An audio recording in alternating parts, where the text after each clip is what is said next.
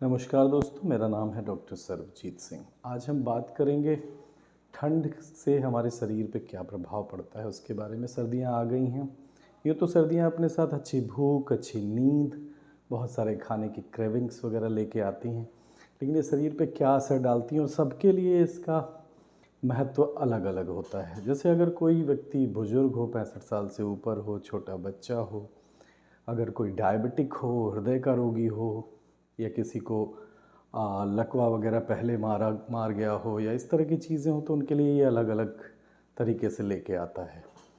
तो क्या होता है एक्चुअली, मुख्य समस्या जो होती है, एक प्रोटेक्टिव मैकेनिज़्म होता है बॉडी का, जो ठंड में खून की नलिकाओं को सिकोड़ देता है।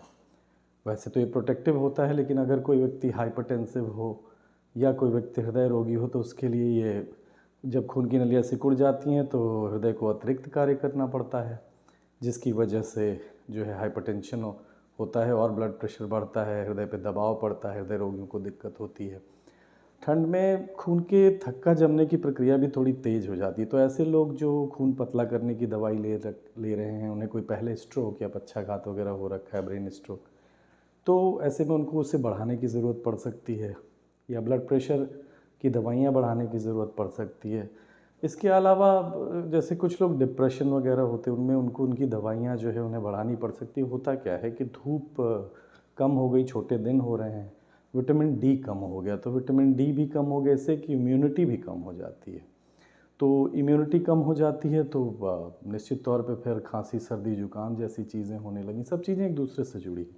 अगर आपको ज़्यादा सर्दी, खांसी, जुकाम हो जाती है इस वजह से, तो उसके करीब एक आध हफ्ते बाद क्या होता है कि सर्दी, खांसी, जुकाम जो है सूजन आपकी उसमें ला देता है शरीर में, नलिकाओं में, और जो है उसकी वजह से सूजन वगैरह होती है, तो अस्थमा, सीओपीडी के अटैक तो बढ़ ही जाते हैं। साथ में इसके बाद जो है खून जो है थक्का बनने की प्रक्रिया थोड़ी तेज़ हो जाती है इसकी वजह से। तो नॉर्मल सर्दी, खांसी, जुकाम के बाद का जो सप्ताह होता है, उसमें पक्षाघात के मामले भी बढ़ जाते हैं। अब मैंने बताया जैसे विटामिन डी कम हो गया, इम्यूनिटी कम हो गई, और तो इस तरह से इन्फेक्शंस वगैरह के तो चांसेस हो ही गए। साथ में मान लीजिए दिन छोटा हो गया, धूप नहीं मिल रही है, मेलेटोनिन का लेवल जो है बॉडी में बढ़ जाता है। मेलेटोनिन एक अच्छी स्लीप लाता है, लेकिन अब लगातार ज़्यादा बढ़ा हुआ मेलेटोनिन, तो थके हुए से आप महसूस करेंगे, आपको काम करने का मन नहीं करेगा, आप पड़े रहने का मन नहीं करेगा, और इस तरह से।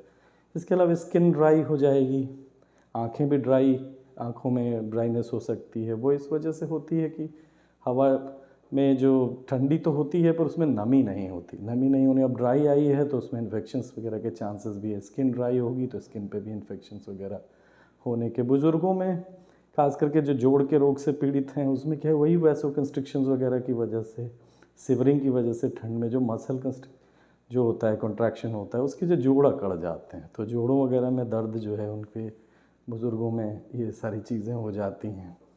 तो ख़ास करके वो रोगी जो हृदय रोगी हैं, जो पूर्व में पक्षाघात है, या डायबिटिक हैं, जिनका कोलेस्ट्रॉल बढ़ा हुआ है। अब देखिए, कोलेस्ट्रॉल बढ़ा हुआ है, ऑलरेडी ब्लड में अवरोध उत्पन्न करता है वो बहने में। अब ऐसे में अगर जो है ठंड आएगी और वेसल्स कंस्ट्रिक्ट हो रही हैं, तो जो है हार्ट अटैक के चांसेस या ब्रेन स्ट्रोक के चांसेस और बढ़ जाते हैं। तो ये तो बातें हुई कि ये सारी चीज़ें बदलाव आती हैं, जो हम क्या कर सकते हैं।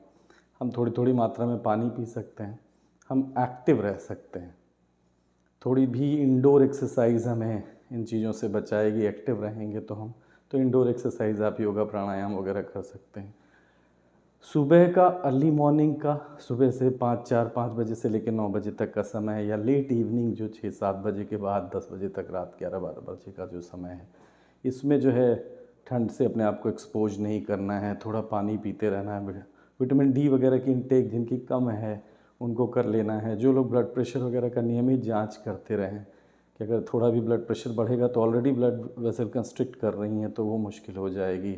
और जो लोग खून की पतला करने की दवाइयाँ ले रहे हैं, वो भी डॉक्टर से सलाह से चीज़ें कर सकते हैं। इसके अलावा तरल पदार्थ लगातार पीते रहें, इंडोर एक्सरसाइज करते रहें, अपने आप को वार्म रखें, सुबह और शाम की ठंड से दूर रहें, तथा कोलेस्ट्रॉल वगैरह का लेवल सारा अपना चेक कर लें। डायबिटिक्स हैं, जो बहुत क्रेविंग होगी, बहुत सारे शरीर को गर्म रखने के लिए ऊर्जा की ज़रूरत होगी, आपको भूख लगेगी, लेकिन उससे क्या होगा कि आपका ब्लड शुगर लेवल बढ़ जाएगा। तो इस हिसाब से आपको अपने सुरक्षित रहने की ज़रूरत है। छोटी छोटी चीज़ें करके आप सुरक्षित रह सकते हैं। धन्यवाद।